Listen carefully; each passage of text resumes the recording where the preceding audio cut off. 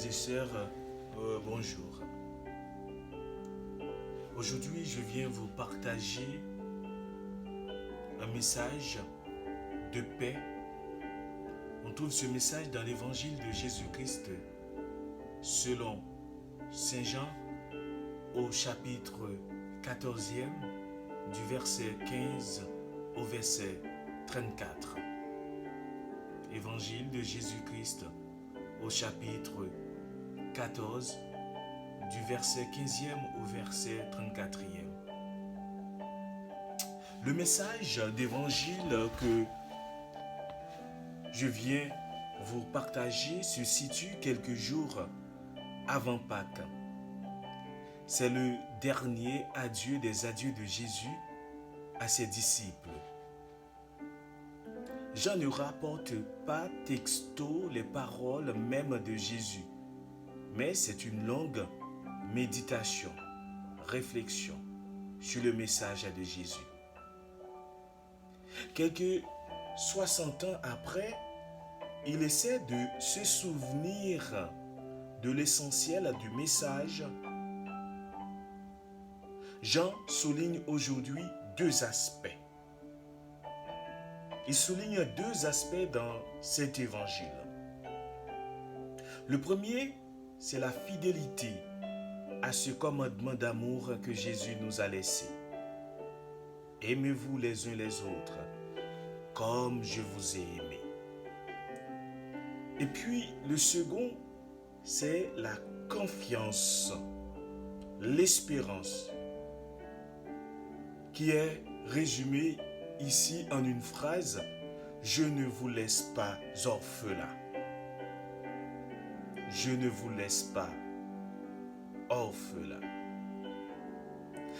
L'amour, c'est l'un des grands thèmes de Saint Jean, que ce soit dans ses lettres ou son évangile. Dieu, personne ne l'a vu, mais c'est à l'amour que vous pourrez pour les autres qu'on reconnaîtra que vous êtes mes disciples, dit Jésus. Il ne nous a pas demandé de bouleverser le monde, mais là où nous sommes, de travailler à un monde plus humain, toujours plus fraternel, et dans le quotidien que le Seigneur nous attend.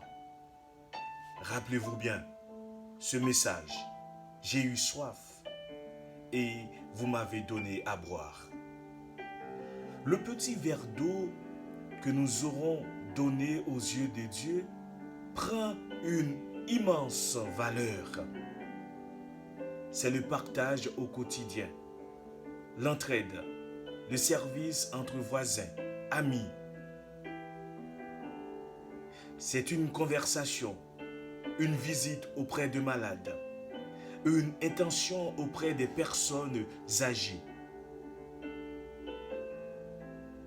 C'est aussi le temps donné à des associations sportives, culturelles, caritatives. Certes, tout cela, ce ne sont que des petits riens. Cela ne va pas changer le monde. Et pourtant, ils sont signes d'une présence de Dieu au milieu de nous. C'est à moi que vous l'avez fait. S'il n'y avait pas tous ces partages que je viens de dire, d'entraide, d'amitié, de solidarité, le monde serait invivable. Ce serait la loi de la jungle. Seule la puissance, la force aurait droit de citer au détriment des plus petits et des plus faibles. Jésus nous appelle que c'est de la faiblesse que nous sommes forts. Rappelez-vous l'épisode du lavement des pieds que seul Saint Jean rapporte. C'est en nous mettant au service des autres que nous sommes témoins de l'amour de Dieu pour les hommes. Ce n'est pas toujours facile de tenir le cap. Il nous faut une sacrée dose de patience pour résister.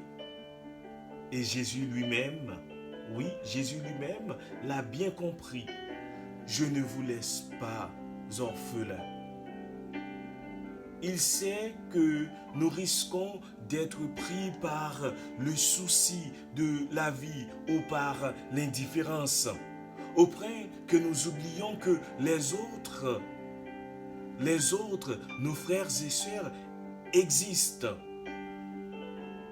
et que nous nous enfermons dans notre petit individualisme.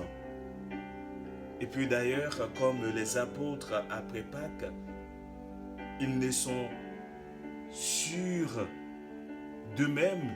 Oui, ils ne sont plus sûrs d'eux-mêmes. Ils ont peur. Ils se replient. Ils s'enferment. Jésus leur promet l'Esprit Saint. Cet esprit qu'ils recevront le jour de la Pentecôte et qui va les pousser à proclamer l'amour de Dieu pour les hommes aux extrémités de la terre. L'amour de Dieu pour les hommes aux extrémités du monde. C'est cette bonne nouvelle sur la mouvance de l'Esprit Saint qu'ils ont apporté à nous aujourd'hui.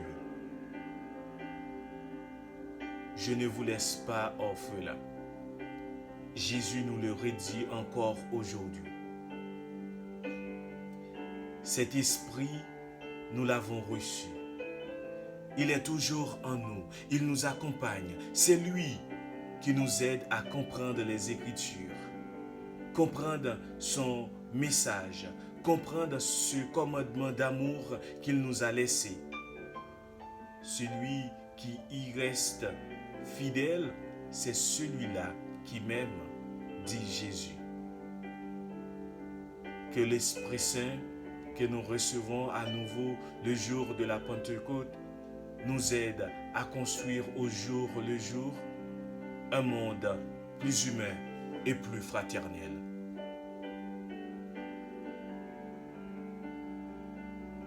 Oui, Seigneur Jésus, nous te bénissons pour cette bonne parole que tu nous révèles aujourd'hui. Tu nous demandes d'aller vers tous ceux qui souffrent, vers tous ceux qui ont besoin de toi.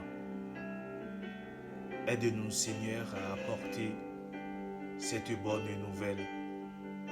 Donne-nous ta force, ton esprit, pour que ton règne puisse habiter parmi nous et pour les siècles des siècles.